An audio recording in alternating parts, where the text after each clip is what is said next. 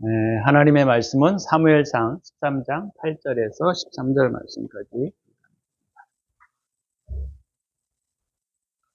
사무엘상 13장 8절에서 13절 말씀까지.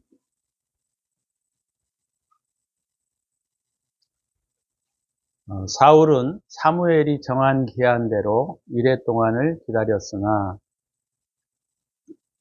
사무엘이 길갈로 오지 아니하매 백성이 사울에게서 흩어지는지라.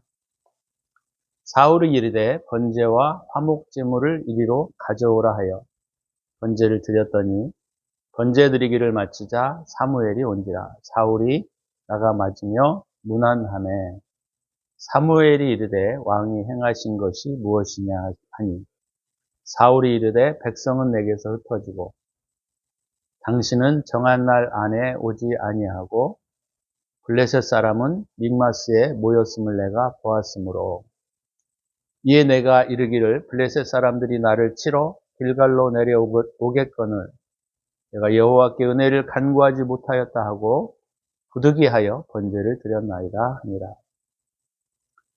사무엘이 사울에게 이르되 왕이 망령되이 행하였도다. 왕이 왕의 하나님 여호와께서 왕에게 내리신 명령을 지키지 아니하였도다.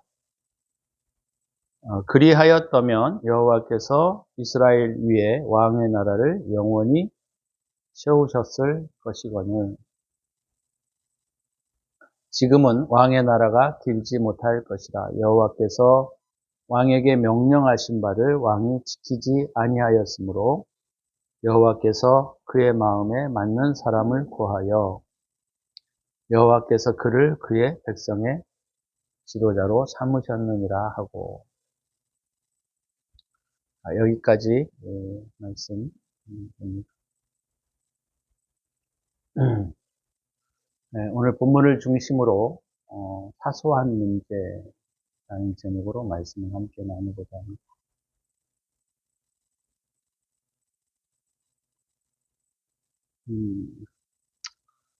우리가 신앙생활을 할 때 제일 문제는 뭐냐면 큰 것은 우리에게 사실은 크게 문제를 일으키지 않습니다.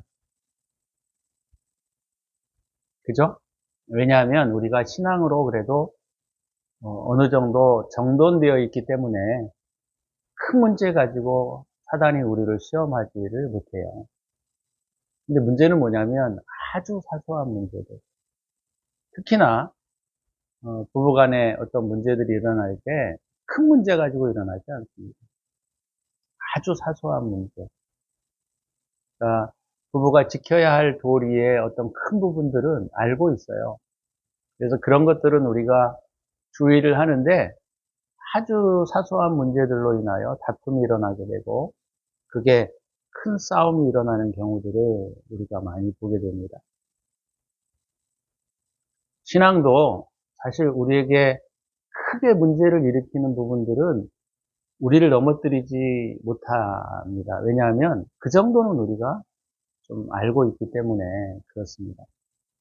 근데 문제는 뭐냐면 아주 사소하고 작은 문제들이 우리의 삶 가운데 문제를 일으킵니다.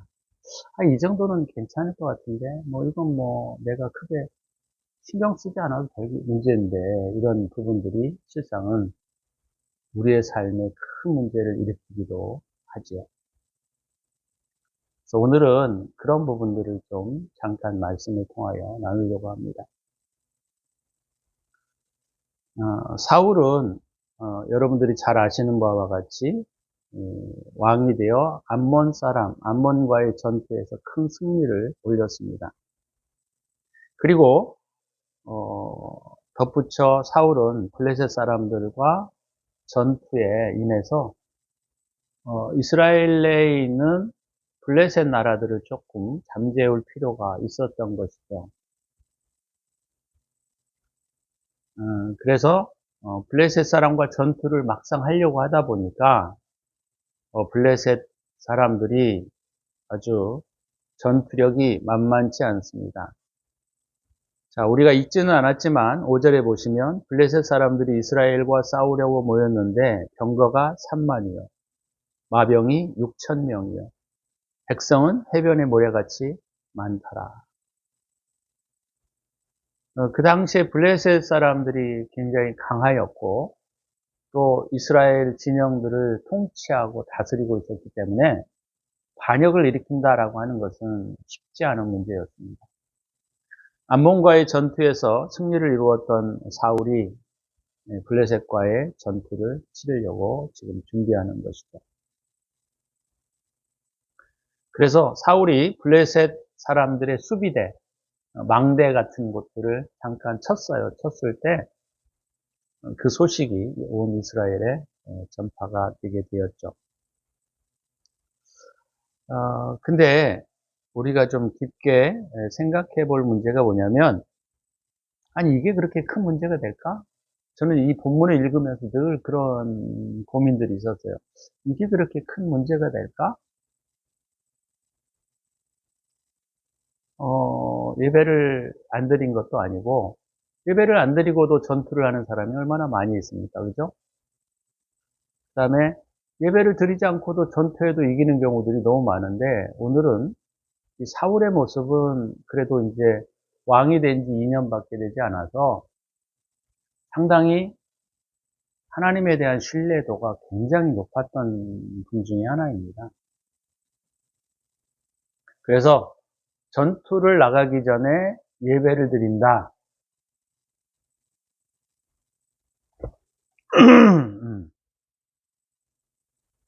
이것은 우리 신앙의 삶 속에 있어서 많이 행하지 않는 모습이죠. 우리가 뭐 예를 들어서 계약하려고 할 때 예배 드리고 갑시다. 하나님께 은혜를 좀 구하고 가야 되겠네요. 하나님의 도움이 필요합니다. 이런 얘기들 하고 하시는 분들이 있겠죠. 그죠? 어, 음, 그 정도의 신앙이 찾아보기가 사실 어려운 부분인데, 오늘 사울이 하나님께 은혜를 구하고 그 전투에 임하려고 하는 모습을 우리가 보면, 사울의 신앙이 굉장히 좋은 사람이다. 이렇게 볼 수 있습니다. 자, 근데 오늘 본문에 우리가 읽었던 것처럼, 저는 이 본문을 옛날에 보면서 어떤 생각이 좀 들었냐면, 사무엘이 문제지. 왜 정한 시간에 안 와?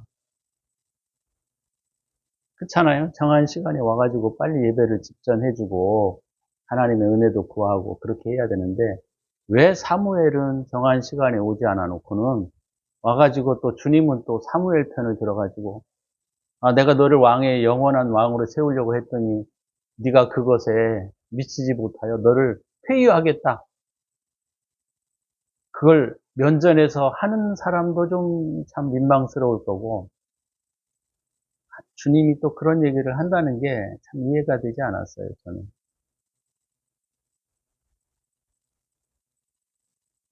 아니, 그리고 예배 조금 잘못 드렸다고 한번, 우리는 수도 없이 예배를 잘못 드리는데, 예배를 수도 없이 잘못 드리는 것도 아니고, 한 번 잠깐 실수한 거 가지고, 실수라고 보기도 좀 그렇죠, 사실. 아니, 7일 동안, 7일을 기다리라고 해서 기다렸는데, 안 왔잖아요, 사무엘이. 근데, 사무엘이 안 온 것은 둘째 치고, 오늘 본문에 보면, 백성들이 흩어졌어요. 군사들이 흩어지기 시작했어요. 지금이야 뭐 그렇다고 그렇게 하는 군사들도 물론 있긴 하지만, 그 당시 때에는 왕의 통솔력, 지도력이 굉장히 중요한 부분이었잖아요.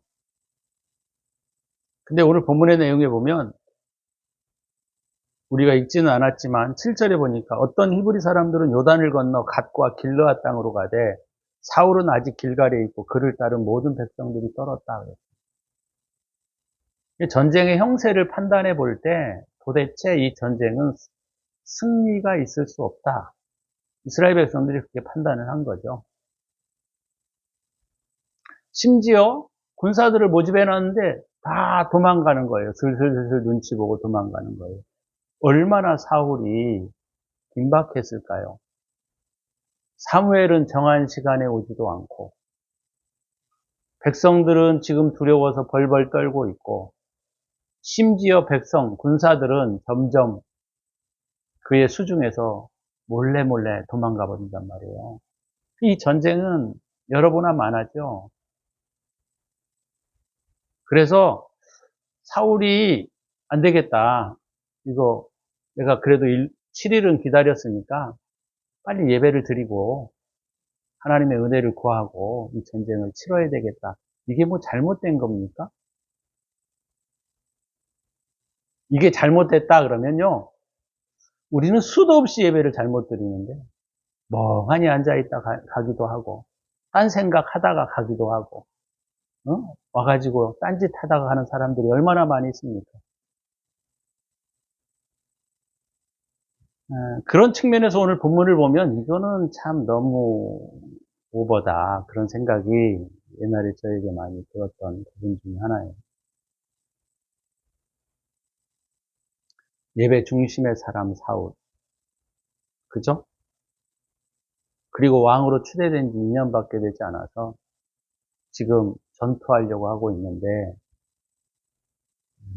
백성들은 점점 흩어지고 군사들은 뿔뿔이 흩어지고 도망가고 여러분들이 사울이었다고 한다면 저와 여러분이 사울이었다고 한다면 어떤 생각이 들었을까요? 그래도 여러분은 하나님 편을 드시겠습니까? 그래도 여러분은 사무엘 편을 드시겠습니까? 아니 잘못은 사무엘이 잘못했는데 왜 애꿎은 사울이 욕을 얻어먹냐 이 말이죠.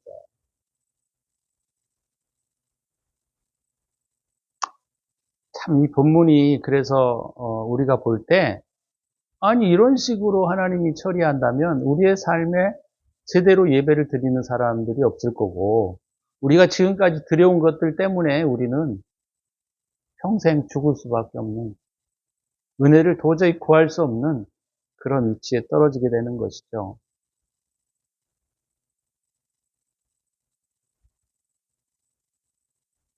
그래가지고는 또 번제들이 예배를 딱 끝나고 나니까 사무엘이 왔어요. 참 기가 막힌 타이밍에 왔는데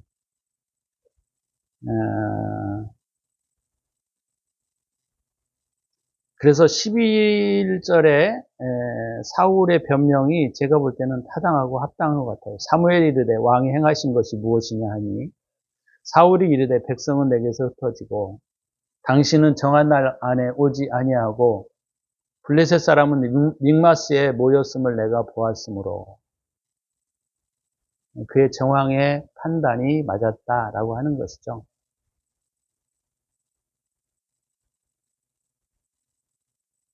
그래서 부득이하여 예배를 드렸습니다. 예배를 직전했습니다. 이것이 그렇게 큰 문제가 될 수 있었을까요? 그래서 주님이 오늘 본문에서 이런 걸로 주님이 우리를 지적질하시고 우리의 삶에 보상하신다고 하면 어느 누구도 살아남지 못할 겁니다. 그렇다면 오늘 본문에서 우리에게 가르치고 싶으신 것이 무엇인가? 그거죠. 우리에게 가르치고 싶으신 것이 무엇인가? 사울이 의미하는 바는 자연적 진리를 의미합니다. 겉모습의 신앙생활.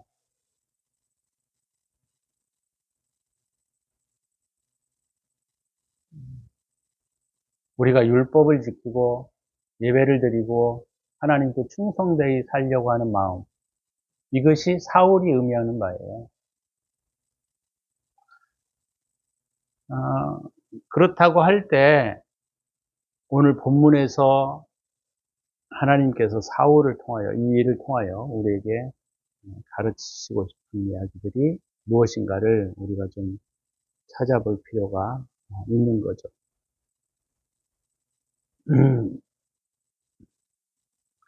사울은 기다릴 만큼 기다렸습니다.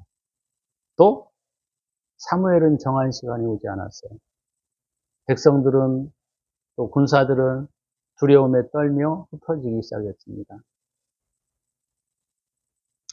이게 겉모습으로 보는 우리의 신앙적 시야를 가르치고 있어요. 우리는 항상 이런 시야를 가지고 세상을 살아갑니다. 겉에 보이는 현상, 겉에 보이는 여러 가지 일들.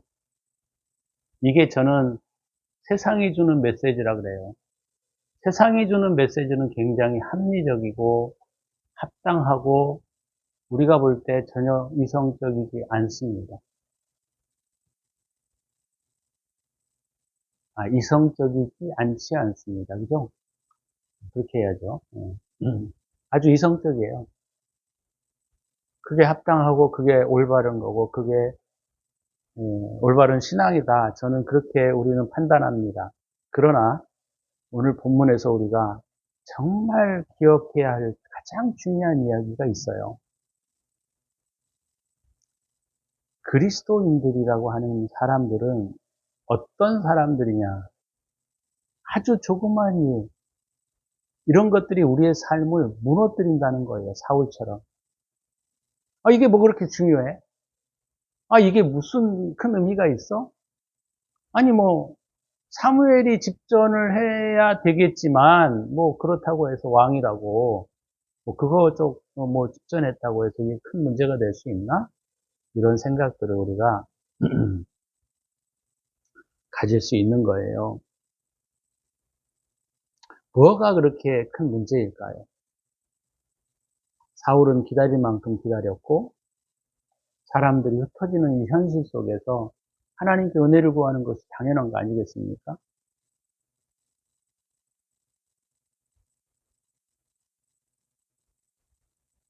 근데 우리가 여기에서 우리가 깊이 생각해 볼 문제들이 있어요. 우리가 주님을 따라갈 때 아주 조그마한 문제, 이런 문제들이 사실 우리의 인생과 삶을 송두리째 무너뜨릴 수 있습니다. 이게 내가 작은 탐욕을 품었는데 그 탐욕으로 인하여 세상이 무너지고 우리의 삶이 무너지는 거예요. 저도 그런 예들이 많습니다. 여러분의 삶 가운데 있어도 그럴 거예요. 정말 우리가 중요하게 보아야 할 것이 뭐냐? 우리의 삶을 무너뜨리는 것은 큰 문제가 아니라는 거예요. 옛날에 비행기가 추락해서 600 몇 명이 죽었는데 그 원인을 블랙박스를 통하여 조사했습니다. 근데 그 원인이 한 가지가 뭐였냐면 작은 나사를 조이지 않았기 때문이에요. 우리의 삶과 우리의 신앙도 마찬가지입니다. 하나님 앞에 내가 이 정도의 탐욕은 부려도 괜찮겠지, 이런 생각이 들 때에 그 탐욕은 우리의 삶에 들어와서 우리를 무너뜨리기 시작하는 거예요.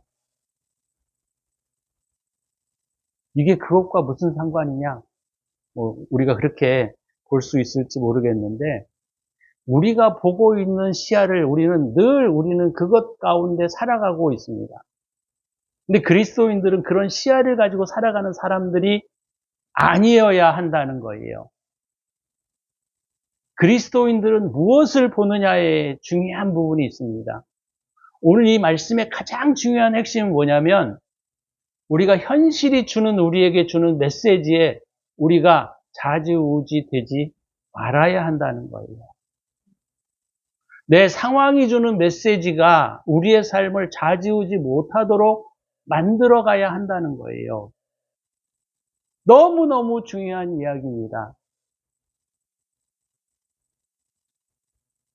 내가요, 탐욕을 조금 품잖아요? 그러면 이게 모든 일에 마찬가지입니다. 탐욕을 좀 품잖아요? 그러면 그 탐욕을 이루기 위하여 어떤 행동과 행위를 취하게 됩니다. 그죠? 그럼 집착이 일어나게 돼요. 집착이 일어나게 되면 어떻습니까? 주변 사람들이 불안해지기 시작합니다. 두려워지기 시작하는 거예요. 그럼 주변 사람들이 어떤 일들이 일어나나요? 나와 관계된 사람들에 의해서 그것들을 잘 추진해 갈 수 있도록 뭔가 힘을 써야 한단 말이에요. 그럼 그것이 문제가 된다는 거예요. 왜요? 그 탐욕은 우리 안에서 100배, 1000배, 10,000배로 증폭되기 때문이에요.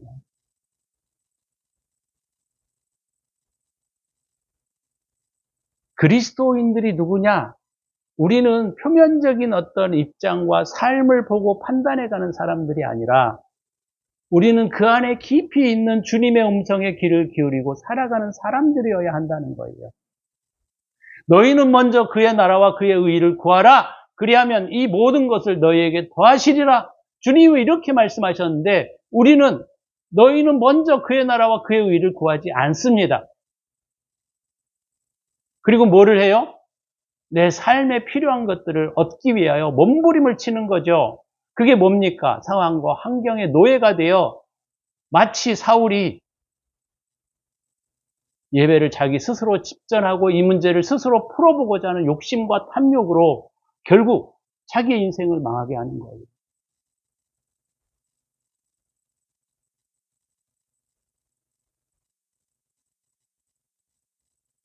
내가 불안해지게 되면요, 주변이 불안해지기 시작합니다. 내가 주님께 맡기지 못하면 주변 사람들이 힘들어지는 거예요. 내가 맡기지 못하면 자녀들이 불안하게 됩니다. 내가 내려놓지 못하면 주변 사람들이 힘드는 거예요.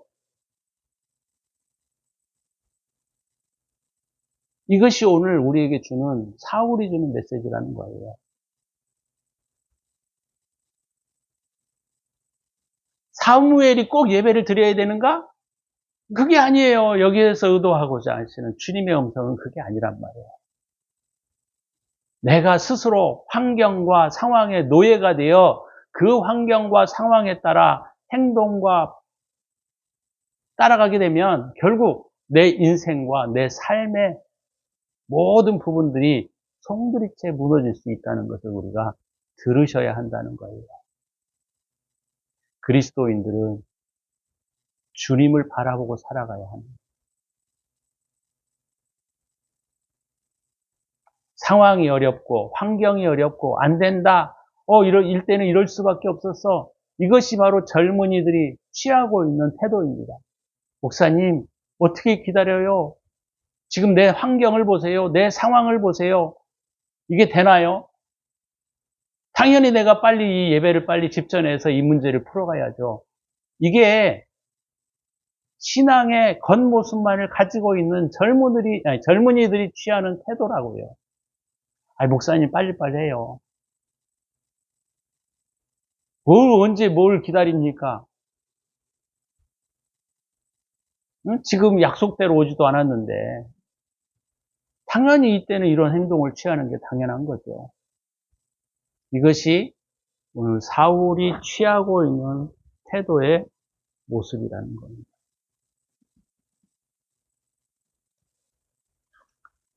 자기 스스로 문제를, 자기 손으로 문제를 해결하고 싶은 욕망. 이것이 우리가 결국 우리의 이 사울의 역사를 보게 되면 그의 인생을 망하게 하는 거예요.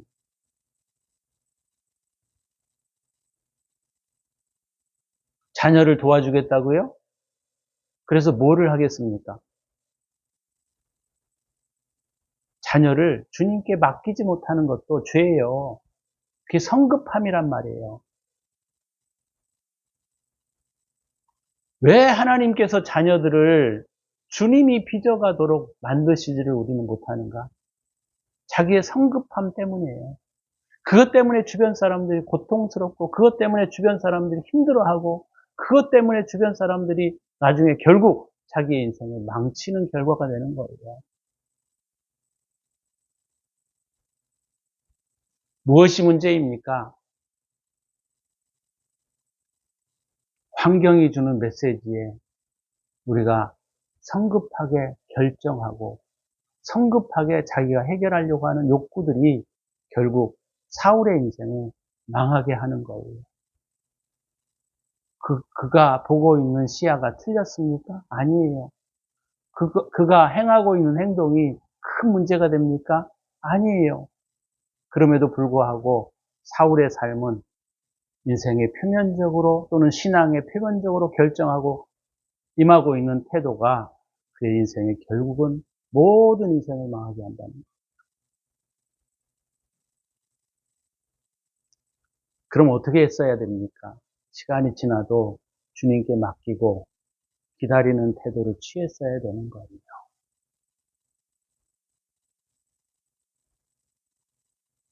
이게 참 어려운 거예요. 왜요? 환경 너머에 계시는 주님의 손길을 우리가 파악하고 환경 너머에 계시는 주님의 섭리를 우리가 본다는 것은 젊은이들이 볼 수 없는 거예요. 근데 아직도 나이가 들어서도 그것을 보지 못하고 여전히 내 힘으로 내 능력으로 무언가를 해결하려고 하는 이 욕구들은 결국 우리의 인생과 우리의 삶을 망가뜨리게 된다는 거예요.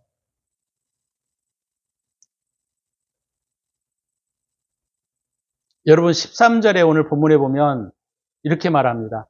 사무엘이 사울에게 이르되 왕이 망령되이 행하였도다. 아니 그것이 망령되이 행하는 겁니까? 왕의 하나님 여호와께서 왕에게 내리신 명령을 지키지 아니하였도다. 아니 늦게 왔잖아요.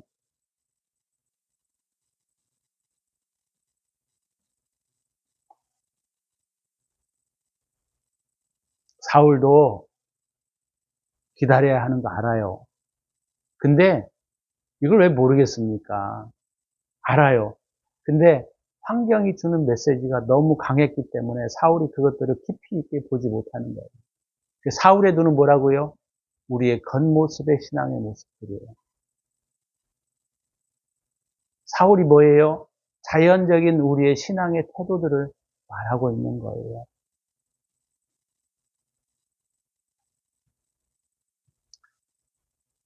여러분, 탐욕을 버리셔야 합니다. 욕심을 버리셔야 돼요. 아주 조그마한 욕심이라고 할지라도. 그것이 결국 우리의 삶을 망가뜨리고 우리의 삶을 완전히 멸망하는 데 이르게 하는 아주 독소예요. 너희는 먼저 그의 나라와 그의 의를 구하라. 그리하면 이 모든 것을 더하시리라. 주님이 말씀하셨는데 우리가 이런 것을 믿지 못하는 거예요. 아유, 주님 언제 하시나요? 내가 해야지. 내가 빨리빨리 해버려야지. 주님을 믿다가는 아무것도 안 돼. 이런 생각과 이런 태도들이 결국 사울의 인생을 망하게 한다는 거예요.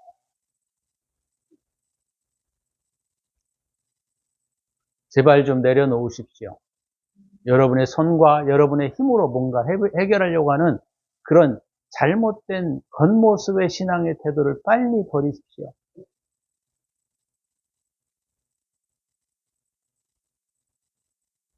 우리가 해야 할 일이 뭐가 있습니까?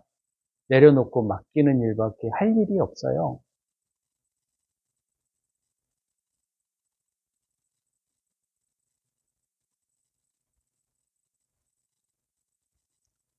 눈에 보이는 현실이 결국 사울의 인생을 망하게 하고 결국 잘못된 성급한 판단을 내리게 함으로써 사울의 인생은 여기서부터 꼬인 거예요. 그 꼬임이 언제 일어납니까? 38년 후에 일어나요. 결과적으로. 아유, 너무 어렵죠, 그죠? 이 꼬임이 당장 일어나면 빨리 알아차리는데, 이 꼬임이 언제까지 가요? 38년이나 가요.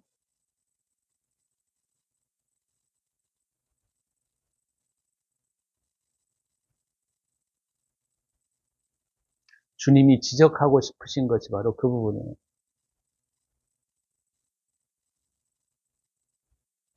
너네들이 욕심을 부리고 탐욕을 부리고 자기 마음대로 인생을 결정하고 자기 환경이 주는 메시지에 따라 결정했던 그 결과가 결국 38년이라는 세월이 지난 후에 자기의 삶의 열매로 나타난다는 거예요.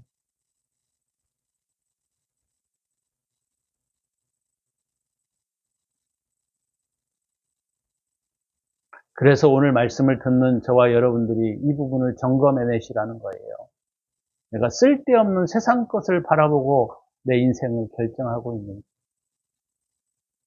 내가 쓸데없이 세상의 환경의 지금 여건을 바라보고 결정하고 있는지, 내 안에 조금의 탐욕이 일어나서 내 삶을 흔들고 있지는 않는지, 그것들을 점검해 내셔서 점검해 내면 무슨 의미가 있습니까? 이것을 내 삶에 적용하지 않으면 의미 없는 거예요. 그게 무슨 의미가 있습니까? 안다고 해서 다 인생이 삶이 풀리는가요?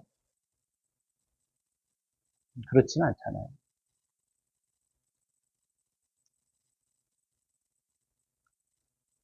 우리 시편 27편 14절 말씀을 좀 찾아보고 말씀을 마무리하려고 합니다.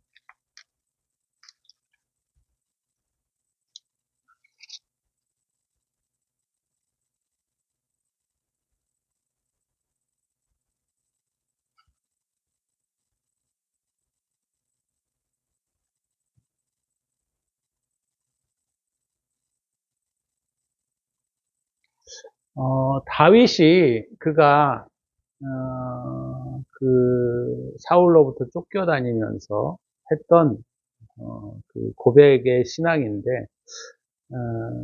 여러분 고난을 그냥 당하시면 안 돼요. 고난을 통하여 여러분의 신앙에 무언가를 세우셔야 합니다. 그 오늘 14절에 보시면 이런 표현이 있어요. 너는 여호와를 기다릴지어다. 근데 어떻게 기다리라고요? 강하고 담대하며 여호와를 기다릴지어다.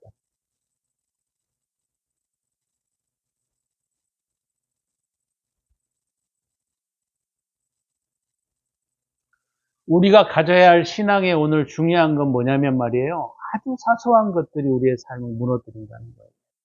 아주 사소한 탐욕이 우리의 인생과 삶을 망가뜨린다는 거예요.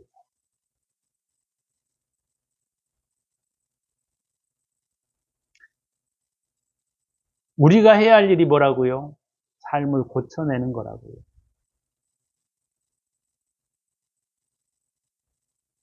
기도를 많이 한다고 문제가 해결되리라고 생각하십니까? 사울은 얼마나 신앙적이었는지 몰라요. 그러나 그의 인생과 삶이 해결되었나요?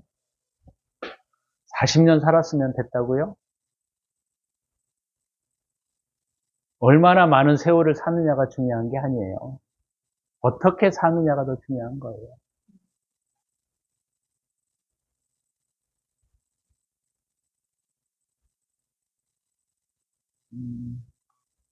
겉껍데기의 신앙은 사울의 인생과 삶이 우리에게 보여주고 있는 중요한 메시지입니다.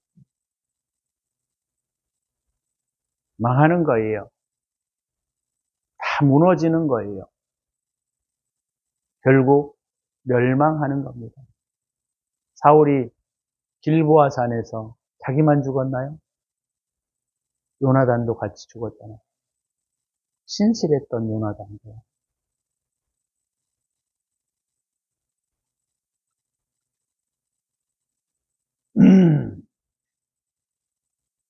다윗이 그의 고난의 과정을 통하여 그는 이렇게 우리에게 이야기합니다. 너는 여호와를 기다릴지어다. 강하고 담대하며 여호와를 기다릴지어다.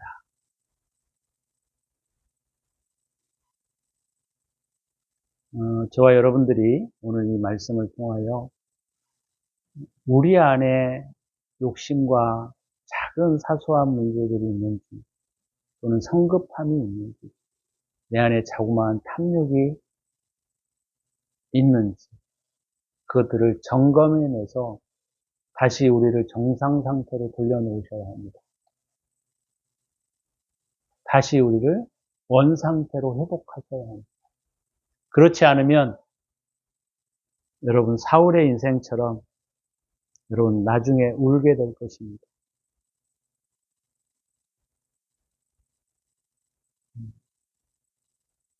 저와 여러분이 오늘 말씀을 통하여 우리의 삶을 다시 조망하고 우리의 삶을 다시 한번 성찰해 내어서 다시 우리의 탐욕이 있었다고 한다면 회개하시고 그것들을 벗어버리고 우리가 보이는 세계 속에 있는 것들을 통하여 결정하지 마시고 하나님의 시야를 가지고 결정하는 저와 여러분이 되시기를 주의 이름으로 축원합니다. 기도합니다.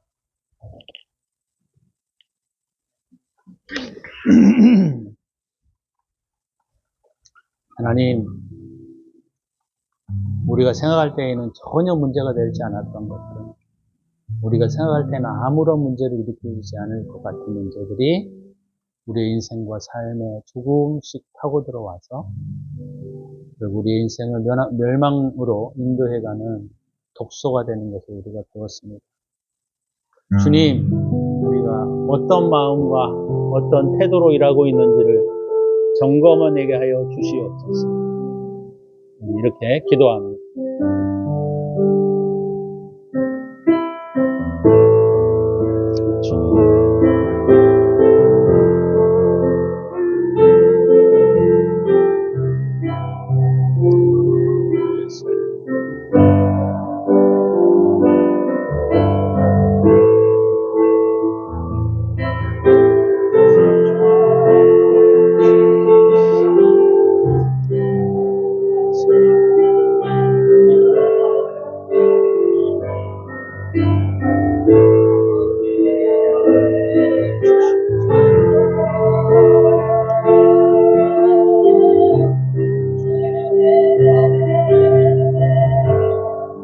믿음을 가지고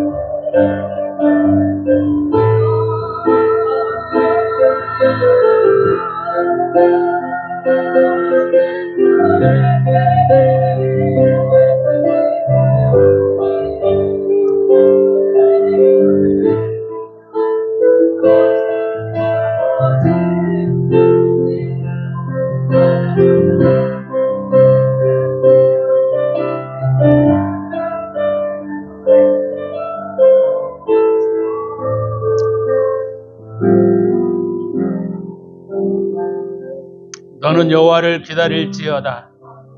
강하고 담대하며 여호와를 기다릴지어다. 이제는 우리 구주 예수 그리스도의 은혜와 독생자를 아낌없이 우리를 위하여 내어주신 하나님의 사랑하심과 성령의 축복하심이 오늘도 주님을 기다리고 우리의 모든 것들을 내려놓을 마음을 가지고 살아가는 당신의 사랑하는 백성들 머리머리 위에 이제로부터 영원토록 함께 있을지어다. 아멘.